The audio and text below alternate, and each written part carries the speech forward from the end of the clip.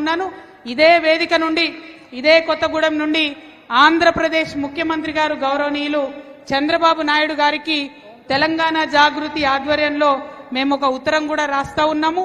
అయ్యా, మీ దగ్గర ఉన్నటువంటి 5 గ్రామాలు, అందులో మా రాములవారి మాన్యాలు కూడా ఉన్నాయి, వాటిని తక్షణమే తెలంగాణకి ఇవ్వాలని చెప్పి చంద్రబాబు గారిని మేము డిమాండ్ చేస్తూ ఇక్కడ నుండి ఒక ఉత్తరం కూడా చంద్రబాబు నాయుడు గారికి పంపబోతా ఉన్నాం.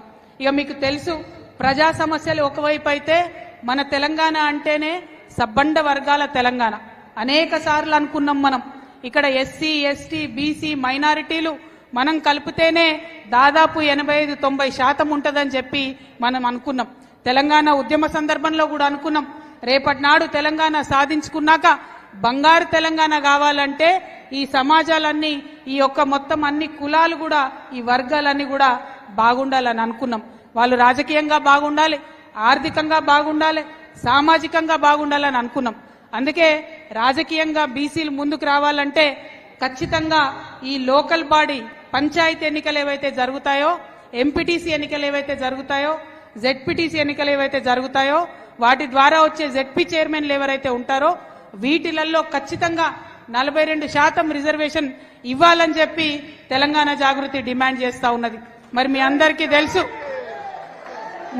తెలుసు కాంగ్రెస్ పార్టీ అధికారంలోకి వచ్చే ముందు కామారెడ్డి డిక్లరేషన్ అని చెప్పి చేసి మరి అక్కడ 42% ఇస్తామని చెప్పారు. నవీన చరా 42% ఇస్తామని డిక్లేర్ చేసిరు. మరి 42% ఇస్తామని ఎందుకు చెప్పారో ఇప్పటి వరకు తెలియదు. తెలంగాణలో బీసీలు 42% ఉన్నారా అంటే కాంగ్రెస్ నాయకులు ఎవరు కూడా మాట్లాడరు. మరి ఏ ప్రాతిపదికన 42 అన్నారంటే కూడా మాట్లాడరు. సరే పోనీ, మీరు ఏదో 42% అని అన్నారు, మరి లెక్క పెట్టుండ్రి అని చెప్పి మనందరం డిమాండ్ చేస్తే జనగణన చేసిరు. జనగణన చేసి ఏం చేసిరు? బీసీలు 46% ఉన్నారు ఈ రాష్ట్రంలో అని తేల్చి చెప్పిండ్రు. కానీ 2014లో కేసీఆర్ గారు ముఖ్యమంత్రి కాగానే చేసినటువంటి లెక్కలలో బీసీలు 52% ఉన్నారు. మరి 2014లో 52% ఉంటే జనాభా తగ్గుతుందా పెరుగుతుందా? 52% ఉన్న బీసీలు ఇప్పుడు 46% అయిపోయినరని చెప్పి కాంగ్రెస్ పార్టీ లెక్క చెప్పింది. అయితే రాహుల్ గాంధీ గారు ఏమంటారు? దేశం మొత్తంలో జిస్కి జిత్ని ఆబాది ఉస్కి ఉత్ని ఇస్సేదారి అంటాడు ఆయన. అంటే మనమెంతో మనకంత వాటా ఉండాలని రాహుల్ గాంధీ గారు చెప్తారు. కానీ ఇక్కడ రేవంత్ రెడ్డి గారు ఏమంటారంటే బీసీలు మేం పెట్టిన తప్పుడు లెక్కలకు 46% ఉన్నారు, కానీ 46% మేము రిజర్వేషన్ ఇయ్యం. ఎంత ఇస్తాం? మేము ఏదైతే 42 అన్నామో అదే ఇస్తామని చెప్పారు. సరే, ఏదో ఒకటే బాబు 42% ఇయ్యమని అందరం కూడా ఒప్పుకున్నాం.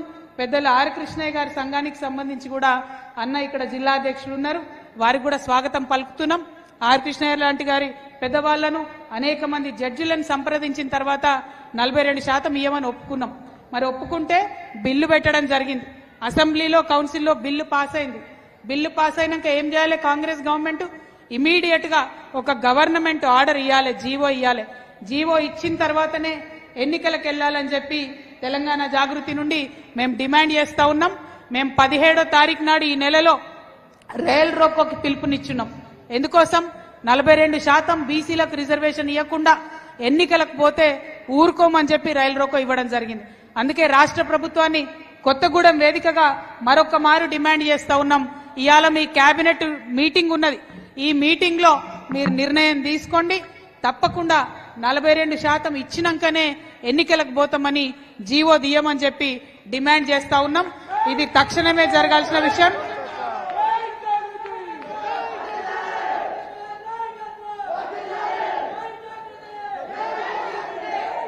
और एक धक्का అంటే ఇంకొక దక్కా ఇస్తే బీసీ బిల్లు వస్తుంది అనేటటువంటి నినాదంతో తెలంగాణ జాగృతి ముందుకెళ్తున్నది. మరి నినాదం కొత్తగూడెంలో కూడా మార్మోగే విధంగా వీరన్న గారు పనిచేయాలని, చేస్తారని చెప్పి మనస్ఫూర్తిగా నేను కోరుకుంటా ఉన్నాను. మరి ఇట్లా అన్ని అంశాల్లో కూడా కలిసి ముందుకొస్తున్నాం.